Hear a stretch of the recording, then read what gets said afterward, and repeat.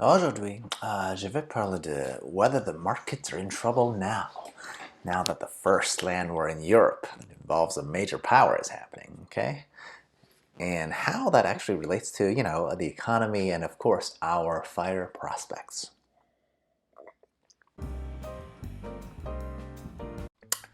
Hey, Zempak here. As of late February, Russia has clearly incurred into Ukraine.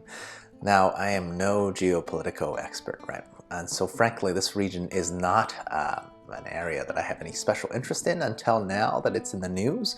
So my understanding of the cultural and historical nuances would be at best superficial. So my personal feeling towards the legitimacy of statehoods notwithstanding this spiel will be focusing primarily on the economic fallout.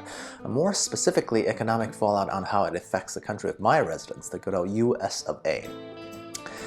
And even more specifically, whether the recent market volatility caused by this first European land war in recent memory will result in any action on my part. Of course, I am standing in for a reasonable investor who, frankly, doesn't want to do another honest day of work ever again, right? Obviously, I put honest in quotes because, hey, I am a true capitalist and my capital should be doing my work instead. An aim all of you should have as well, right? Anyway, oh yeah. Always gotta jam this in here. Comment, like, and subscribe or whatever. You can wait until the end of this clip if you want, or now, or whenever. I can afford to not care because, well, hey, I retired early. And I make these videos just for kicks.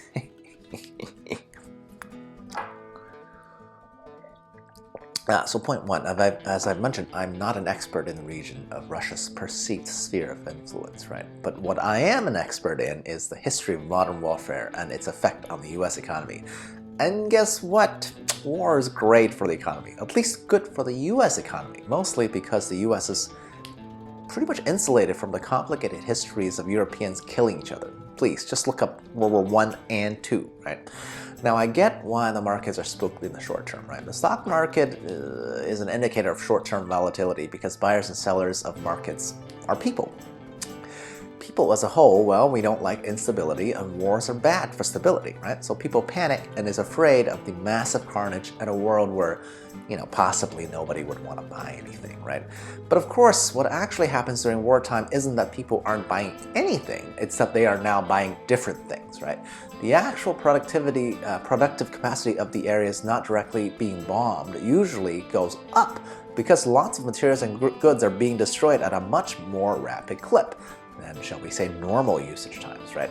So, rather macabrely, war is not bad for the actual economy. I mean, so long as we are not the ones being bombed, of course. It just shifts production to wartime-related goods and possibly more rapidly reproducing goods in the fields where common goods are being destroyed. So war equals good for the economy. Remember that, okay? So point number two. What's to do then as somebody who believes in financial independence retiring early, right? Now that we've established that war is actually good for the economy, should you care about the market corrections in recent weeks then? Well, once again, I'm a buy and hold forever type of guy, right? It's impossible to predict exactly what kind of individual companies will pan out best. So my advice is, once again, don't go gambling on perceived winners and losers unless you have all day to research and are totally okay with losing all of your investment, aka if you don't mind gambling instead of investing, right? You might be tempted to go all in on, say, a defense company or oil companies, or energy companies, since Russia is essentially a petrol state that will now most likely be locked out of the entire first world, the Western world, right? But let me be clear, these would all still be guesses, right? Maybe the US and the Middle East will overcompensate against the loss of Russian natural gas and oil. Maybe some defense contractors right now already have deals in place with the Russians that they will now lose out on, right, because of the economic sanctions. There are just too many hidden factors for even sector guesses to work out, much less individual companies. And besides, even though real world have usually been great for the US economy, the market still drops because people have short memory and almost immediately forget what an opportune time chaos is for making money, right? Most people have simply lived in a peaceful time for too long, right? Especially most Americans, right? We are so lucky to live in a country that hasn't seen any sign of real peril for basically our entire lifetimes. really multiple lifetimes. So of course, yet another far-off European conflict in an area that nobody really knows about would spook us, right? Hey, I'm not saying it's right that we're not very knowledgeable, but that's just facts, right? Now, finally, point number 3, I gotta give a huge caveat, right? Past performance never quite equals what will happen in the future. Not just in stock markets, but also in, history.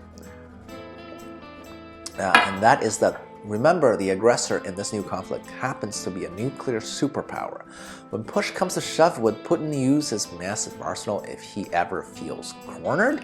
It is hard to imagine, but this is the absolute worst case scenario, right? So basically, if we're facing nuclear apocalypse, I'd have to decamp even in the USA, at least out of the top 25 largest demo areas, to avoid the potential nukes dropping on me. Then all bets are off, okay? I would guess something like half of the S&P 500 might cease to exist functionally. I mean, if Russia and the USA ends up trading nukes, the entire world order will be completely upended, and frankly, there's likely very little any single citizen can do to mitigate that level of risk, all right? And to be frank, in that type of worst case scenario, if I'm still alive, I would absolutely come out of retirement to help rebuild the land that I love, right here in the USA, right? That's all. Anyway, in conclusion, some of you might also be like, wait, why would Russia do something in essentially their backyard that translates into a nuclear war? Well, to this, I'd like to point out the beginning of World War II, right? Which also was preceded by an annexation of some minor European state that most Americans probably couldn't care less or know less about. And yet, it escalated, when the initial response wasn't strong enough.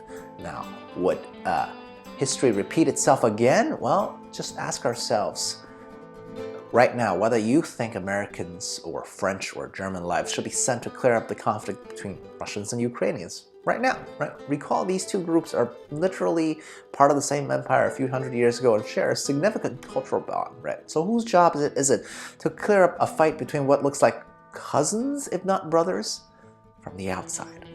The UN? Let's get real. There's a reason why there's a permanent Security Council, and it is as toothless as it is, right? The UN is built that way, so will it escalate? Possibly, but not definitely, right? But I don't know about you. I'm always mentally preparing for the absolute worst case scenario, while hoping for the best, of course. In either case, if you care about fire, do absolutely nothing. Let the scared people scramble and make mistakes while you stay the course. Cheers. À la prochaine.